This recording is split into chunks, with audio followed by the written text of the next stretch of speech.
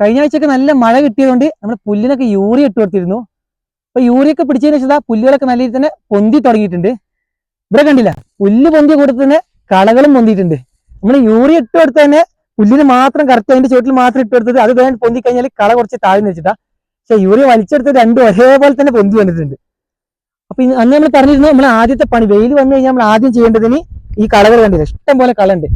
അപ്പൊ അങ്ങനെ ചുവട്ടിലുള്ള കളയൊക്കെ നമ്മൾ പറിച്ച് ഒഴിവാക്കണം, എല്ലാത്തൊക്കെ നമ്മൾ ചെത്തിയിട്ട് ഇതിന്റെ ഇട കളച്ചു കൊടുക്കണമെന്ന്. ഇന്നത്തെ നമ്മുടെ പണി അതാണ്, ഈ പുല്ലിന്റെ ഒക്കെ കളകളൊക്കെ ചെത്തിയിട്ട് ഇട കളച്ചു കൊടുക്കലാണ്.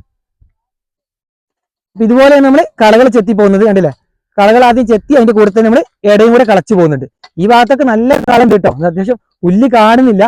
പിന്നെ ഈ സമയത്ത് കുറച്ച് റിസ്ക് ഉണ്ട്, നമ്മൾ പുല്ല് തട്ടാതെ വേണം ഈ പണി എടുക്കാനായിട്ട്. അപ്പൊ നല്ല ചോട്ടിലുള്ള പുല്ലൊക്കെ അവർ കൈയിട്ട് പറിച്ച് ഒഴിവാക്കിയിട്ട് അല്ലാത്ത ഒഴിവിലുള്ളതൊക്കെ ഇതുപോലെ കൈക്കോട്ടിൽ ചെത്തിയിട്ടാൽ തന്നെ ഒന്ന് കുടഞ്ഞിട്ടാൽ പുല്ല് പെട്ടെന്ന് ഉണങ്ങും. അപ്പൊ നല്ല വെയിലുള്ളതുകൊണ്ടാണ് നമുക്ക് ഈ പണി എളുപ്പത്തിൽ ചെയ്യാൻ കഴിയുന്നത്. അതുകൊണ്ടാണ് നമ്മൾ മഴ മാറിയിട്ട് ഈ പണി എടുക്കാൻ പറ്റുള്ളൂ എന്നൊക്കെ മുന്നത്തെ വീഡിയോയിൽ നമ്മൾ പറഞ്ഞിരുന്നു. ഭാഗത്ത് കണ്ടില്ല, ഒരു ഇങ്ങനെ കിട്ടാത്തൊക്കെ ഒരു കൈയിട്ട് ഇതുപോലെ പറിച്ച് ഒഴിവാക്കിയിട്ട് നല്ല രീതിയിൽ തന്നെ ഇട കളച്ചു വരുന്നുണ്ട്.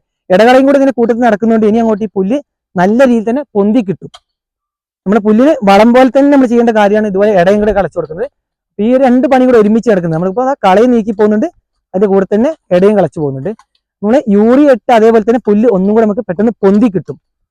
പിന്നെ നമ്മൾ പുല്ല് നടുമ്പോഴൊക്കെ ഉള്ളൊരു ഫസ്റ്റത്തെ പുല്ല് നടുന്നത് അത് കണ്ടില്ലേ, ഇത് നമ്മൾ ആദ്യത്തെ പുല്ല് നടുമ്പോഴാണ് നമുക്ക് ഈ പണികളൊക്കെ വരുന്നത്. ഇപ്പൊ ഈ പുല്ല് ഇവിടെ അടുത്ത കൂട്ടം ഇവിടെയൊക്കെ ഇതൊക്കെ നിറച്ച് ഒഴിവുകളാണ്.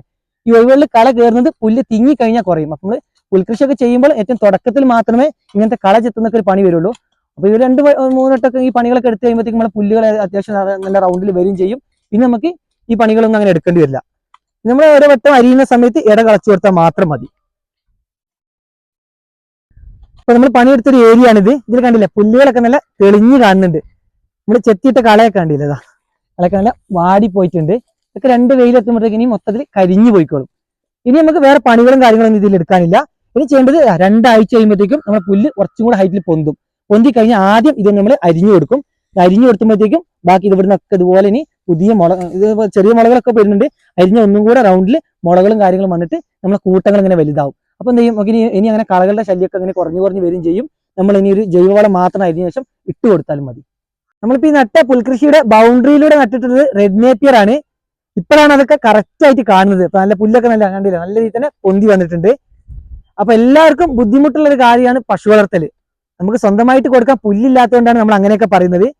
പുൽകൃഷി ഉണ്ടെങ്കിൽ പശു വളർത്തൽ ഒരു ബുദ്ധിമുട്ടായിട്ട് നമുക്ക് തോന്നുകയില്ല. എല്ലാവരും എന്ത് ചെയ്യുക, പറ്റുന്ന എല്ലാവരും കഴിയുന്ന സ്ഥലത്തൊക്കെ പശു വളർത്തുന്നുണ്ടെങ്കിൽ ഇതുപോലെ പുൽകൃഷി ചെയ്തു തുടങ്ങുക. എന്നാൽ നമുക്ക് പശു വളർത്തൽ ലാഭകരമായി മുന്നോട്ട് കൊണ്ടുപോകാൻ സാധിക്കും.